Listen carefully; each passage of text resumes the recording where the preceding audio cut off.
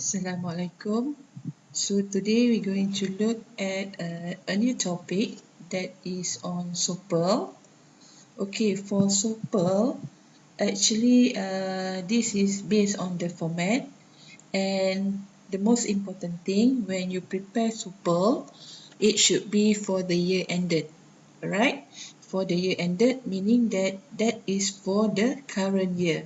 So therefore, it is important for you to determine the current accounting period for the company.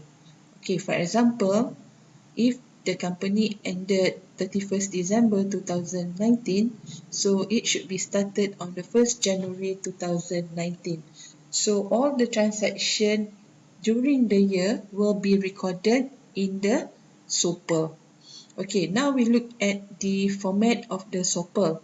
So for example, it will start with the consolidated statement of P&L and other comprehensive income for ABC Berhad for the year ended.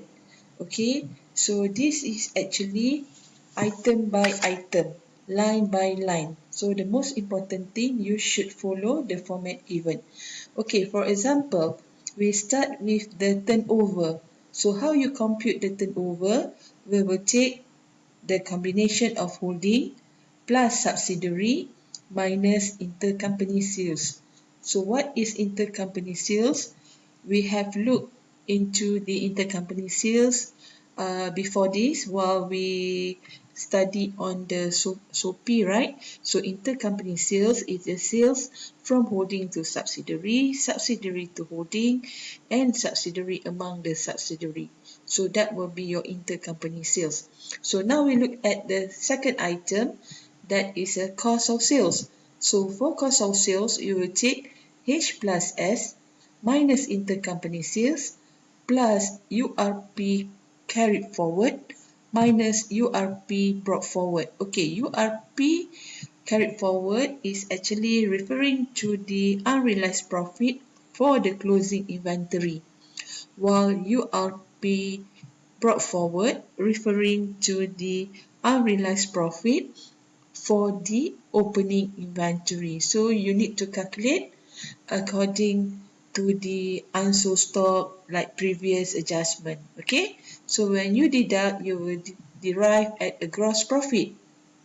Okay, after that, you will look at the expenses. So for the expenses, we'll take the total of H plus S plus depreciation over provided, if you have any depreciation over provided for the year, minus depreciation over provided for the year also, and in payment of goodwill.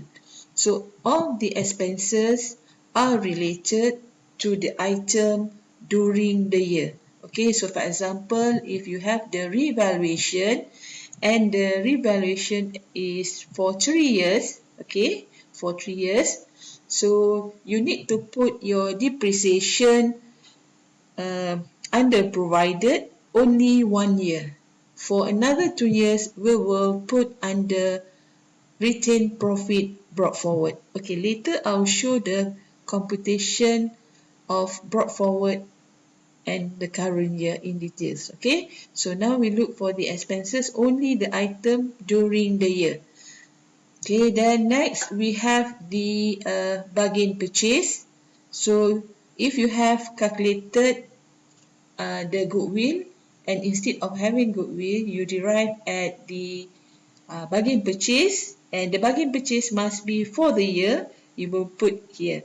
If the bargain purchase is prior year, you will take under the different adjustment.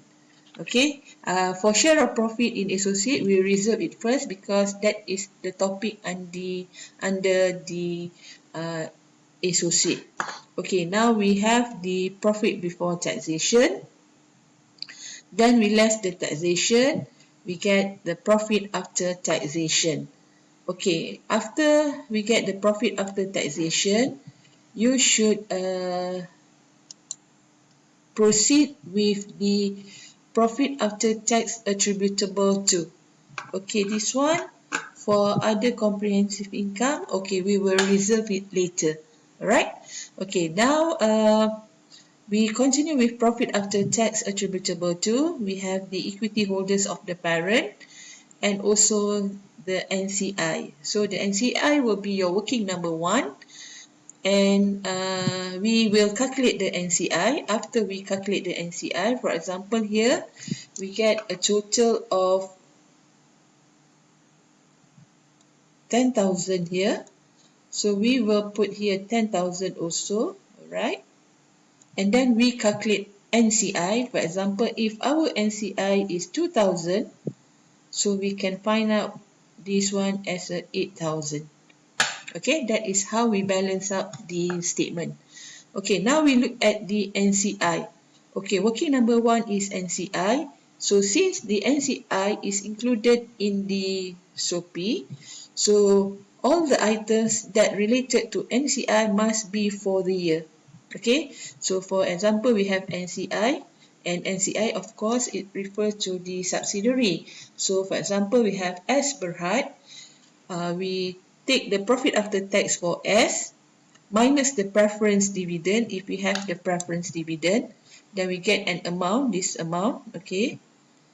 Then if for the year we have depreciation over provided, we have the unrealized profit for the inventory that related to the subsidiary, okay, then we have to add and deduct it here.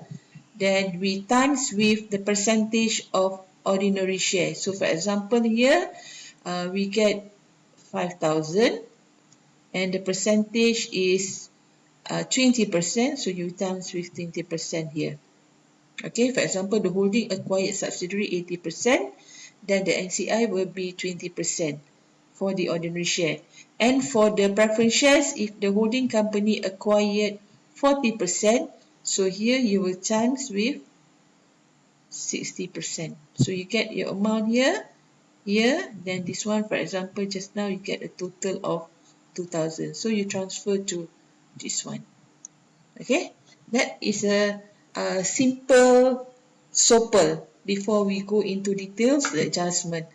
Okay, now we proceed with the second statement. When we have a SOPL, it comes together with the statement of changes in equity.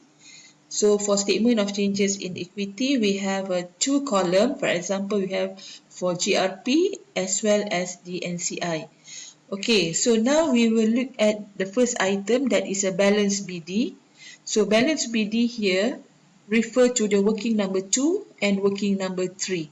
So now we look at the working number 2, that is your group retained profit brought forward. Okay, just now I did mention that anything for the year, for the current year, we will put under statement. So if it is for prior year, we will put the adjustment in working number 2. So therefore, it is important for you to distinguish between prior year and current year. Okay, prior year and current year. Okay, now we look at working number 2. So for the holding, because this is group retained profit. So group retained profit meaning for the group. For the group meaning that for the holding, the subsidiary also. Okay, so now we put for the holding first. So for the holding, we have the retained profit brought forward, and we will deduct all the prior year adjustment. For example, if you have a bargain purchase for the prior year, you will add here. If your bargain purchase is for the year, you will put in your statement just now, right? The same thing apply for your impairment of goodwill. If your impairment of goodwill is for the prior year, the impairment was conducted for the prior year, so you will put in the working number 2. If the impairment of goodwill was conducted during the year, so therefore you will put the adjustment in the statement, the SOPL. Okay, now we have the subsidiary. For the subsidiary, we take the retained profit brought forward of the subsidiary less the pre-profit. Okay, we get the post-profit for brought forward, and we will deduct and add prior adjustment that related to the subsidiary. Okay, so for example here, if we have depreciation over provided, so we depreciation under provided, we need to deduct the depreciation under provided. Okay, so for example, if the depreciation is for 3 years, 1 year will be deducted in the expenses, another 2 years will be in the prior year here, meaning that here for 2 years. But when we prepare the SOPI, when we have 3 years, we just time 3 years, right? But for here, we should separate between prior year and current year. Okay, then we get the final amount. Then we need to times the percentage of the holding here. Okay, we need to times the percentage of the holding. You get the figure, then this figure, you will transfer it here. Okay, that will be your working number 2, your GRP brought forward. Okay, now we have working number 3 that representing the NCI. So how you calculate your NCI? Actually, your NCI will be all the items that you use to calculate your goodwill. Alright, you calculate your goodwill. For example, you have less fair value of your net asset. You have your ordinary share, all the reserve, right? Okay, you will put or list down all the items there, right? And if you have any additional item that given to you as at the brought forward, you will add to this calculation. Okay, so you have the items, and that items, for example, you get here the figures, then you times the percentage of NCI of the ordinary share. For example, just now we times the 20%, so you get the figure here. And then for the preference shares, if you have the preference shares, so you take your preference shares times the NCI here, right? So you get the figure. So this figure you will transfer in the statement of NCI. Okay? Alright. Next, we have the profit for the year. Profit for the year is actually this one, transfer figure. Okay, this one transfer figure from your statement just now. From here, right? From here. Okay, this one, the 8,000 and also the 2,000 here. Okay, and then we have ordinary shares. Okay, the other 3 items, that one will be, I will explain later. We go to the basic one first.